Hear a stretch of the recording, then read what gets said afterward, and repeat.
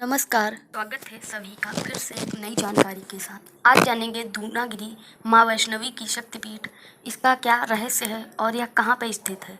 दूनागिरी भूमंडल में दक्षिण एशिया स्थित भारतवर्ष के उत्तराखंड प्रदेश के अंतर्गत कुमाऊं क्षेत्र के अल्मोड़ा जिले में एक पौराणिक पर्वत शिखर है। द्रोण या फिर द्रोणागिरी, द्रोण पर्वत, द्रोणागिरी, द्रोणांचल तथा द्रोणांचल पर्वत इसी पर्वत के पर्यायवाची हैं। कालांतर के उपरांत द्रोण का अपभ्रंश होते होते वर्तमान में इस पर्वत को कुमाऊनी बोली के समरूप अथवा अनुसार दूनागिरी नाम से पुकारा जाने लगा, अर्थात यह पौराणिक उल्लिखित द्रोण है। इस मंदिर की अगर बात करें तो पुराणों में वर्णित महर्षि वेदव्यास के अनुसार कौशिकी नदी, जिसको आप कोसी नदी के नाम से जानते हैं, तथा रथवाहिनी अर्थात रामगंगा नदी के इन दोनों नदियों के मध्य स्थित पर्वत द्रोणागिरी है। द्रोण आदि 8 वसु यानी देवतागण इस पर्वतराज की आराधना करते हैं। इस पर्वत पर विभिन्न प्रकार के विलक्षण पशु पक्षियों का आवास है। नाना प्रकार की वनस्पतियां उगती हैं। कुछ महाऔषधि रूपी वनस्पतियां रात के अंधेरे में दीपक की भांति चमकती हैं। आज भी पर्वत पर घूमने पर हमें विभिन्न प्रकार की वनस्पतियां दिखाई देती हैं जो लोगों की पहचान में भी नहीं आती हैं।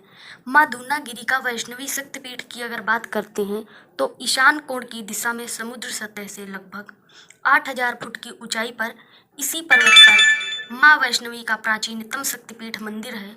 इसको अब स्थायी कुमाऊनी बोली भाषा में माँ दूनागिरी के नाम से जाना जाता है। अत्यंत प्राचीन काल से दूनागिरी के इस शक्तिपीठ के साथ भारतीय इतिहास और संस्कृति के अनेक महत्व में जुड़े हुए हैं। देवी के गूढ़ रहस्यों का चिंतन करने वाले ऋषि मुनियों ने हिमालय के इस पर्वत पर धूनी रमाकर अष्टधात्री के दर्शन किए। दूनागिरी माँ वैष्णवी शक्तिपीठ मंदिर का पुनर्निर्माण कत्यूरी राजवंश के तत्कालीन शासक सुधारदेव ने 1318 ईस्वी में करवाया था। इतना ही नहीं, मंदिर में शिव व पार्वती की मूर्तियों की प्राण प्रतिष्ठा भी तत्कालीन की है। दूनागिरी में अनेक वर्षों से योग साधना करने वाले स्वामी श्री श्री सत्येश्वरानंद जी गिरी जी महाराज के अनुसार भारत में वैष्णवी शक्तिपीठ 2 ही हैं। एक वैष्णो देवी के नाम से जम्मू कश्मीर में तथा दूसरा गुप्त शक्तिपीठ दूनागिरी की वैष्णवी माता के रूप में प्रतिष्ठित है।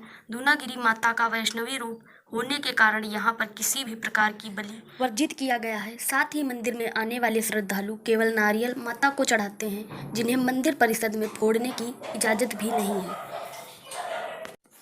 ऐसा भी कहा जाता है कि त्रेता युग में जब लक्ष्मण को मेघनाथ ने शक्ति बाण मारा था, तब जब सुसैन वैद्य ने हनुमान जी से द्रोणांचल नाम के पर्वत से संजीवनी बूटी लाने को भेजा था, तब हनुमान जी पूरा पर्वत उठा रहे थे तो उसी समय वहां पर पर्वत का एक छोटा सा टुकड़ा गिर गया था, जिसके बाद इस स्थान पर दूनागिरी मंदिर बन गया। और यह भी कहा जाता है कि द्वापर युग में पांडव गुरु द्रोणाचार्य की तपोस्थली बनी तो द्रोण पर्वत कहा गया। मानस खंड के अनुसार ब्रह्म एवं लोर्ध पर्वत यानी 2 शिखर वाली पर्वत श्रृंखला दूनागिरी कहलाई। वहीं 2 शिला विग्रहों की आदिकाल से पूजा होने के कारण इसे दूनागिरी कहा गया। इसके अलावा दूनागिरी मंदिर में जो भी महिला अखंड दीपक जलाकर संतान प्राप्ति के लिए पूजा करती है, उसकी मुराद अवश्य पूरी होती है। देवी पुराण के अनुसार अज्ञातवास के दौरान पांडवों ने युद्ध में विजय और द्रौपदी सतीत्व की रक्षा के लिए दूनागिरी की दुर्गा रूप में पूजा की। स्कंद पुराण के मानस खंड द्रोणादि महात्म्य में दूनागिरी को महामाया ब्रह्मचारी के रूप में प्रदर्शित किया गया है। मंदिर के गर्भगृह में 2 शिलाओं के रूप में प्रकृति पुरुष शिव, पार्वती, विष्णु माया, काली, महागौरी के रूप में शक्ति का पूजन होता है। तभी तो शारदीय नवरात्रों में सप्तम काल रात्रि को जागरण तो अष्टमी को महागौरी के पूजन को पुरातन काल से ही मेले की परंपरा है।